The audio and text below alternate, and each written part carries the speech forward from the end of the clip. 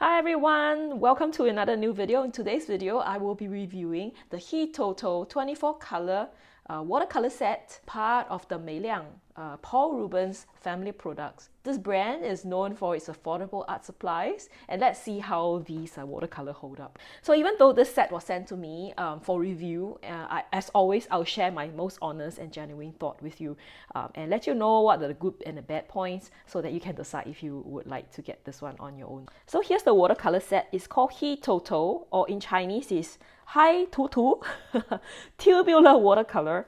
Says here 24 colors. It's just a kind of a cardboard box, and it has these like a lattice kind of design. And if you open this up, you will find here a little brochure, okay, and also a kind of a foam to cover your paint. So over here you see them all in tube form. This brochure over here is for 36 colors, so they have it in 24 and 36, but I was given the 24.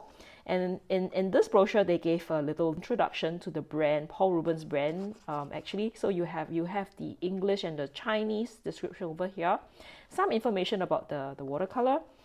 And here's the watercolor chart. So you can see here what colors they have. So they have the color, color number, the name of that color, what pigment it's made from, some information like the opacity and the color light fastness. So you can see here, complete set is 36. I only have 24. Here is also a little bit of a kind of a little discussion about this brand. So it says here it's made by Shanghai 欧文化材有限公司. So that's a website and the number. But this was sent to me by Paul Rubens, and according to them, it's supposed to be like a new watercolor from MeiLiang. Okay, and you know MeiLiang is under Paul Rubens. So let's look at what's inside here.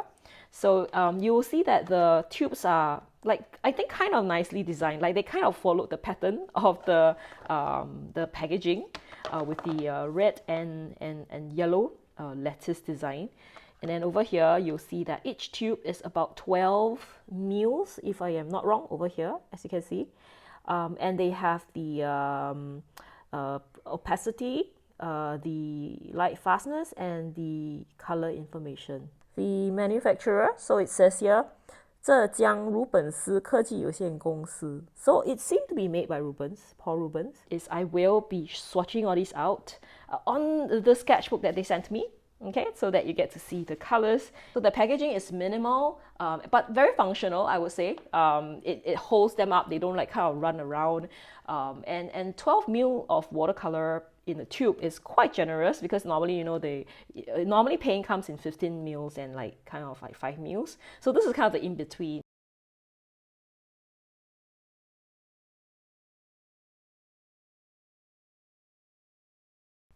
It's time to swatch the colors. I have prepared this, 2 sheets exactly from the sketchbook that I've provided. So I made about 12 per sheet. So I will have 2 sheets to test out the colors, to kind of show you how the colors look. So yeah, let's get to it. So the first color is Chinese white. It is 036 Chinese white. It is supposed to be a transparent color, and it's supposed to have 3 stars on the light fastness, and it's made from PW6 and PW4. The next color here is lemon yellow, 001 lemon yellow. It's supposed to be a transparent color, 3 star on the light fastness, and it's made from PY3. It's a very popular pigment choice for lemon yellow. The next color here is medium yellow, okay, 002 medium yellow. It's a transparent color, 3 star on the light fastness. It is made from PY74. 004, or pale rose blush. Okay, it is semi-transparent, right? And it's 3 star on the light fastness. It's made from 3 pigments: PY83, PR112, and PW6. 005, orange. So orange is a transparent color. 2 star on the light fastness. So this is currently the only 2 stars that we see. I'm not sure if there's any more. It's PO13. Okay, the next color here is 006 vermilion. Vermilion is a transparent color, 3 star on the light fastness. It's made from PY83 and PR112. Next color Brilliant Red 007. It's a transparent color, 3-star on the light fastness. It's made from PR112. We've already seen this color being used in a mixture, earlier 2 mixtures over there. The next color is Rose Madder 008. So Rose Madder is again a transparent color, 3-star on the light fastness, and it's PR146, which is also a common red pigment. The next color is 010 Crimson. So Crimson is again a transparent color, 3-star on the light fastness. This one has is made from 2 pigments, from PR170 and PV23, which is kind of interesting. The next color is Magenta, okay, 011 Magenta. So it is supposed to be a semi-transparent color. It's 2-star on the light fastness, so we have seen the 2-star on the light fastness for the orange. It's made from PR32. Next color is Violet 012. It is semi-opaque color. Okay, it's 3-star on the light fastness, PV19. It's pretty interesting that PV19 is, this PV19 is semi-opaque. We'll see, okay. The next color is Ultramarine 013. So this is also a semi-opaque color, and it is, has 3-star on the light fastness, and it is PB29. We have the next color, 014 Phthalo Blue. So Phthalo Blue is a semi-opaque color over here, 3-star on the light fastness, and it's made from PG15. I think it's PB15. I seriously think it's like misprint. So it, like Phthalo Blues, it just goes on really nice and transparent. Don't know why it's semi-opaque. 015 Prussian Blue. It's supposed to be a semi-opaque color, 3-star on the light fastness, PB27. The next color is 016 Blue Lake. Okay, Blue Lake is a semi-opaque color again. Okay, 3-star on the light fastness, and it's made from PB15 and PG7. Next color is 018 Cobalt Blue. Cobalt Blue here is a semi-transparent color. It is 3-star on the light fastness, and it's PB29. We know Cobalt Blue as PB28. Okay, I think they could have used another, maybe a lighter version of PB29. It does look like a Cobalt Blue color. So the next color is Sap Green 021 Sap Green.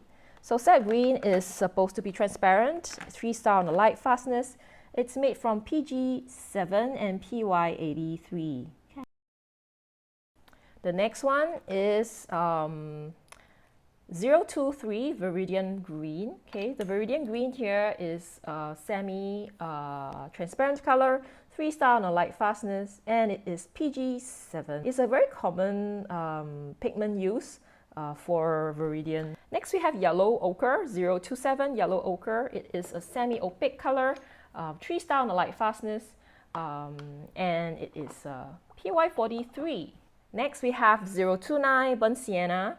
It's a semi-transparent color, 3-star on the light fastness, and it's made from 2 pigments. Interesting pigment. One is PR101, which is kind of a common, it's a burnt sienna color, and it has PY83. Next color 030 is Burnt Umber. It's a opaque color, 3-star on the light fastness, and it's PBR7.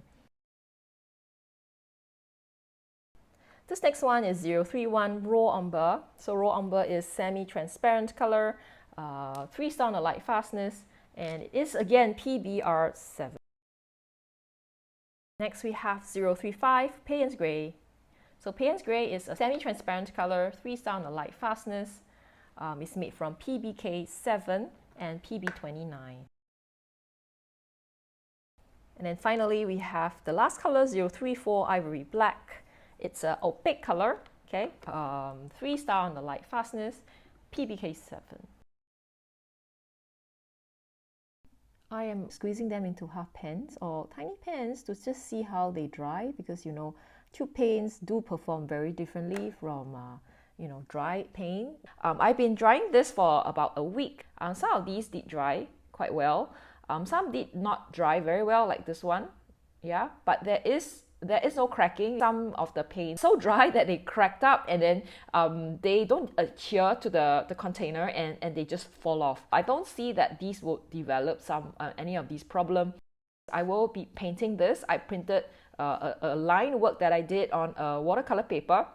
I'm gonna try this out so that you guys see how the paint looks and how it is when used in a painting. The painting is done. You see that granulation looking really good. All these like granulation from the Payne's gray. They can get really dark, you can dilute it down. I feel like it's really transparent. You could see the lines, the lines do pop up. If you compare it to another beginner set, this is the Winsor Newton fine watercolor from China, the China Winsor Newton. You can see that this is the difference. Like this one, I feel like the paint here is more opaque than this one. The Hitoto, almost as transparent as the Winsor Newton. This is the Winsor Newton artist version.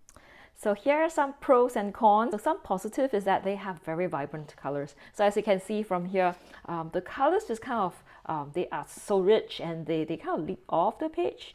And you see that they have included like two kind of orange vermilion color. They're the reds, and they're not repeating. And then you have all these blue colors, and they too don't seem to have repeated, although there are some that are using the same pigments, but somehow they managed to pull it off and they look kind of different. They do have a very limited range of greens, but there's some nice darks and earth that you can use, so it is kind of a good set to start off with. And it's quite decently transparent. The transparency is quite decent, as you can see. Some are a little bit more opaque than others, but that's because there's white included, and some of these are actually mixtures. Good. It's really good for beginners. Has very affordable price. So if you go to I will share where to get them, but they only cost $25.99 USD. So like for 24 colors, $25.99 is a good price.